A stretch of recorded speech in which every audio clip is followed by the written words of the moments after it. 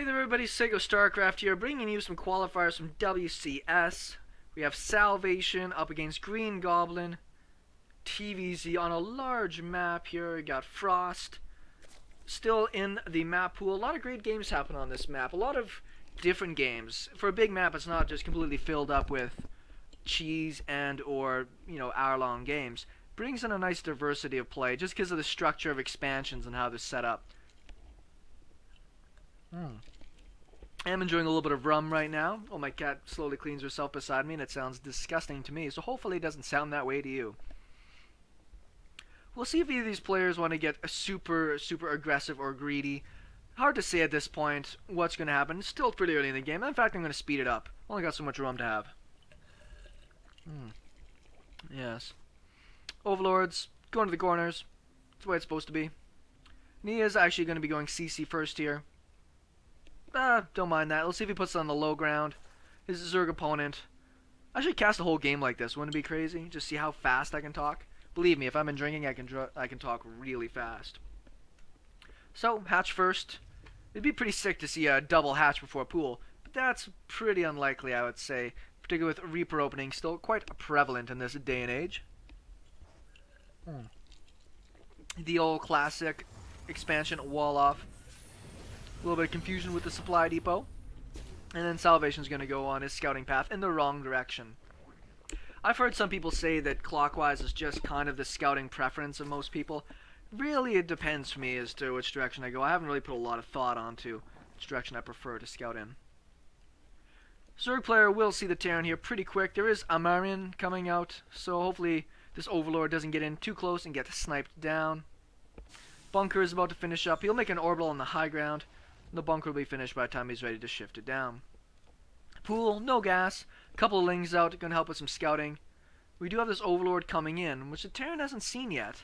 So this is kind of important. If he does scout this, he should be able to kill that off. I try not to make too big a deal about killing Overlords off early in a game, but it's such a pain in the neck. You just want to GG out right then. Like, okay, look, I lost my Overlord, and I don't even want to play anymore, right? So he won't be able to get that Overlord in time, but from what I can tell, didn't give too much vision that to the Zerg player. They probably didn't know already. Gonna get out some extra queens, go up to 4, move some big time creep. Getting his first gas down right now. Just really working at getting up those drones. Does spot his opponent. Not a big difference in the economy just yet. And the Terran with mules.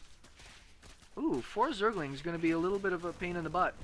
These 2 Marines actually drive him away. I thought if the Zerg had some good control, might have just been able to sneak him in there and shut them down, but sometimes not worth it. Rather keep those Zerglings around just to see for any early push-outs. We actually have a starport going down right away. This factory was going to go on a bit of an adventure. I kind of was expecting partly to see another command center go down. I've got to start trying that in my Terran games. Just be like full balls to the wall. 3 CC after factory. But that's that only really works against Zerg. Protoss, you can just get punished so horribly hard.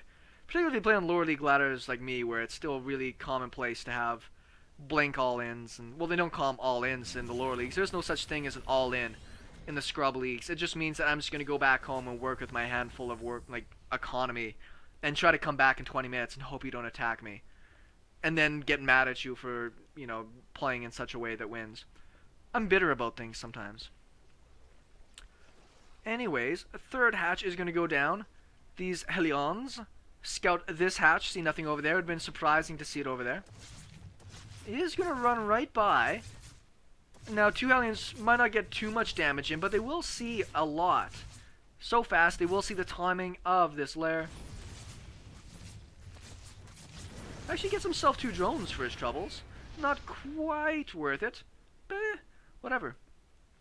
2 more Hellions. They should be scouting that other base.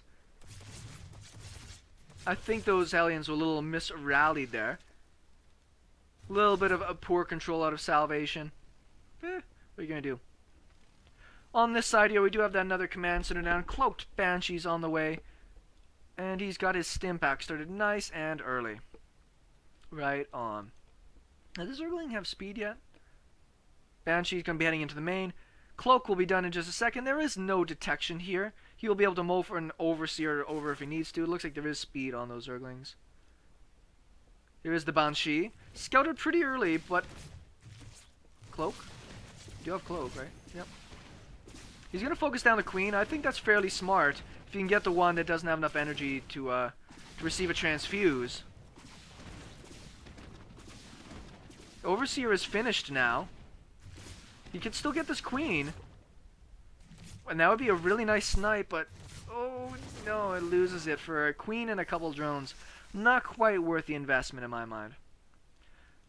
One more over here should be able to put a little bit of pressure on this base. You can still outrange a lot of stuff past the Spore Crawler. What's your range at anyways? Range 7. I'm pretty sure these like range 6. Yep, range 6. How smart am I?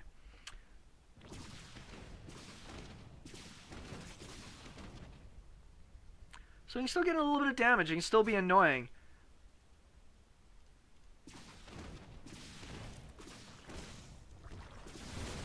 Oh wow, big shot on those Hellions. Caught the bunched up drones. Really close to losing a lot more there. How many has he killed so far in this game? Only 7. It's not too bad. Just a bit of a pain in the neck. Whereas behind this, he is going Bile. 5 racks coming down. We'll be moving into some Marauders here early. He did see the Roaches out. 4 kills on this Banshee. Not true dramatic. Bloop.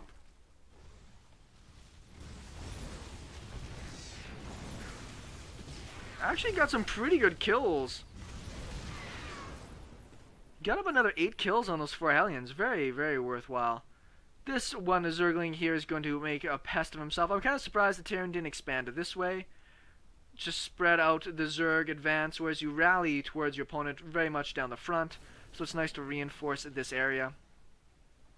Big chunk of Roaches. Might want to try for a bust. I did see tanks that were finished. Not in the best position, though, right here. Looks like he wants to make a bunker, but he's going to get caught way out of position.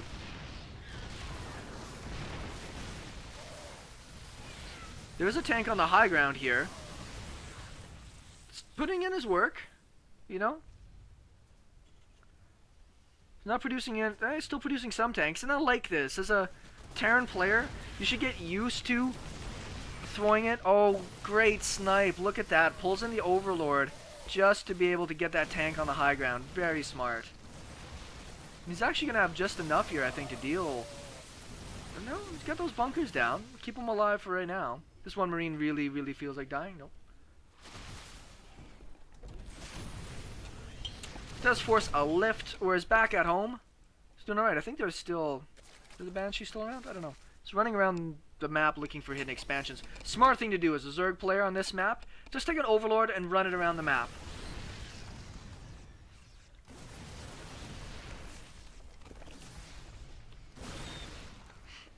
Zerg players poop and creep. I really like the way Greengoblin is playing here. He's playing very, very heads up. Yeah, he had a couple of micros on his drones. But being able to poop creep, deny the expansion, snipe the high ground tank with an Overlord he had nearby. Pretty clever. Creep spread's doing fantastic.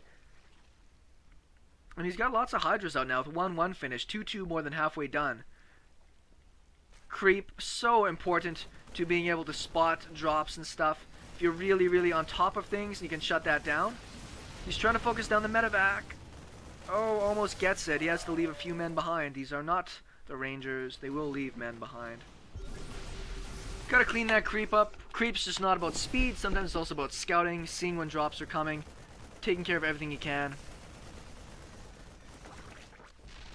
Keeping a handful of units in his base for right now until he gets map control again. Poop and creep, and as a guy over here. And Ventral Sacs. I've been seeing a little bit of a resurgence of the Roach drop style. And I've also seen a lot of players right now who are moving away from using Widow Mines against Zerg. At least this Terran here, Salvation, is getting himself up some tanks to help buffer. But you need that range, or you need that splash to be able to deal with these really high amounts of units. Tanks are getting into a bit better of a position now. Getting some great shots off to this high ground units. But it's 2-2 right now for all of this Zerg units and only 1-1 for the bio. +2 attack is on the way. Let's look at the economy right now. It's not too bad for our Terran player. It's not down by a huge amount considering it is ZVT. Gonna have to keep that creep spread moving, staying ahead on his bases. Wouldn't mind seeing a couple stacked defenses laying around, just because it is obvious that this Terran doesn't mind doing some drop play. Nice little snipes there. Looks like he might just want to go for a complete run around here. Very risky to do with, you know, this kind of army that's much more expensive than Zerglings. Finally getting to the tanks though, the bio is gone, and he's going to get on top of his tank line, including sniping that high ground tank off. That might be GG, just a great wraparound attack from Greengoblin here, just rolls over this Terran. 2 tanks at the top, Zerg unit's going to run right on top of it, and that's pretty much going to be all she wrote. We might see the Terran try to hang on a bit longer. He obviously doesn't know he's behind by, you know, more than twice the supply. But at this point, it's WCS, right? It's qualifiers. You want to stick it out to the bitter end. You don't want to give away any wins.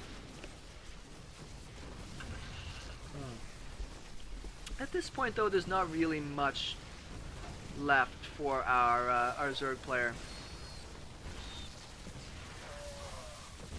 Yeah, so 20 supply. Now's when you start thinking about maybe GG.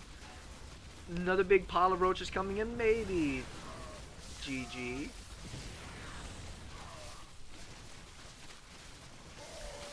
I'm down below 10 supply and I'm losing all my production, mate. There's GG. Alright.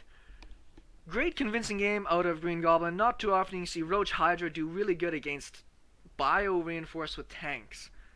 But you need to be able to just have a dominating army if you're going to play that way. But we're going off into game number 2.